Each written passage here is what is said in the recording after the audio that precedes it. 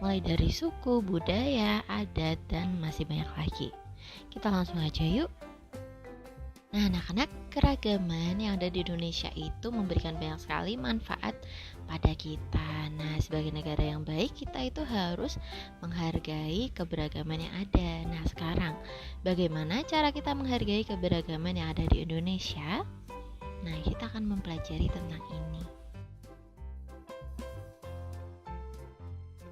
Yang pertama adalah anak-anak perlu bersikap toleransi dalam keberagaman.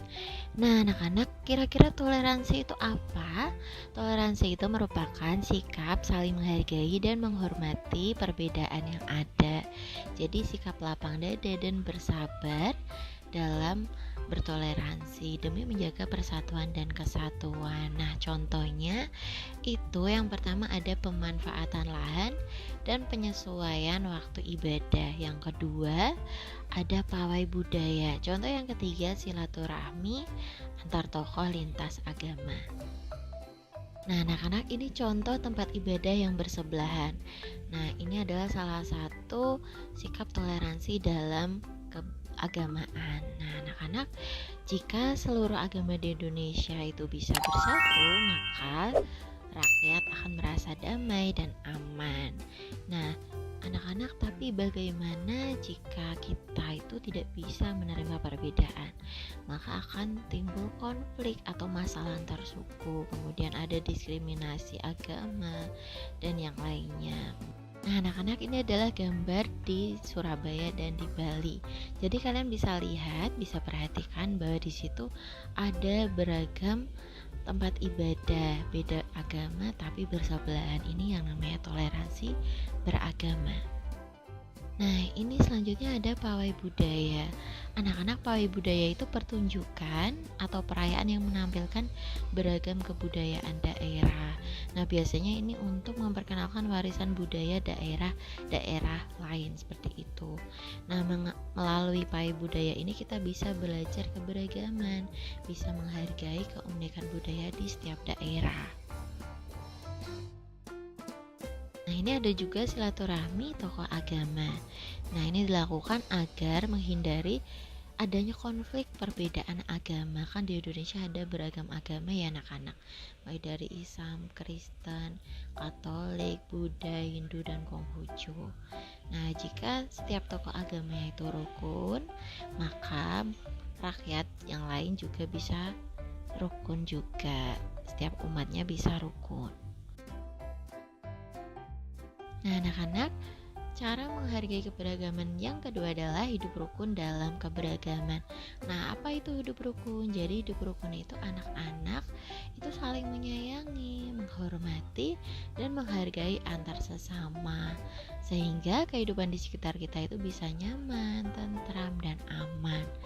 Nah, kira-kira contohnya apa saja ya hidup rukun itu? Yang pertama adalah menggunakan bahasa Indonesia dan bahasa daerah pada tempat yang sesuai. Jadi, kalau anak-anak mengobrol dengan orang yang beda daerah, gunakan bahasa Indonesia. Jika sama daerahnya, boleh memakai bahasa daerah. Yang kedua, membangun kerukunan dengan teman dan tetangga yang berbeda suku. Tidak boleh membeda-bedakan. Yang ketiga, anak-anak bisa mempelajari cara membuat makanan dan minuman khas dari daerah lain. Selain menambah wawasan, kalian juga bisa lebih jago masak nih. Kemudian, memberikan apresiasi saat menyaksikan pertunjukan budaya daerah. Anak-anak perlu tahu apa itu apresiasi. Apresiasi itu penghargaan, kita menghargai. Nah, jadi kita menghargai kesenian atau pertunjukan dari budaya daerah kita sendiri maupun budaya daerah lain. Anak-anak bisa menyaksikannya langsung. Kemudian jangan lupa memberikan pujian atau tepuk tangan setelah pertunjukannya selesai. Selain itu, anak-anak juga bisa mempelajari tradisi dari budaya daerah lain. Ini ada contohnya rukun dengan teman. Kalian bisa lihat ya, meskipun berbeda suku, berbeda agama, berbeda budaya, kita harus tetap rukun. Ini ada contoh kalian mempelajari makanan dan minuman khas dari daerah lain yang ada beragam atau bahkan ribuan makanan khas yang ada di Indonesia. ini gambar contoh anak-anak mempelajari budaya daerah lain. Bisa belajar alat musik seperti angklung atau kesenian seperti wayang, dan bisa tarian, dan masih banyak lagi yang bisa kalian pelajari dari daerah lain. Anak-anak juga bisa mematuhi aturan saat berkunjung ke rumah adat. Kalian pernah nggak berkunjung ke rumah adat? Nah, di situ kalian boleh berkunjung, melihat-lihat, tapi tetap harus menjaga kebersihan dan mematuhi aturan di sana.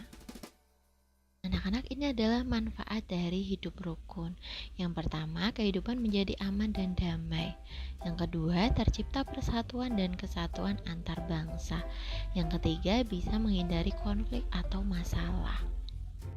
Anak-anak, jadi kita harus selalu hidup rukun dan juga toleransi agar Indonesia itu dapat terus bersatu. Nah, sekian pembelajaran kita kali ini. Semoga dengan video ini kalian bisa lebih paham ya.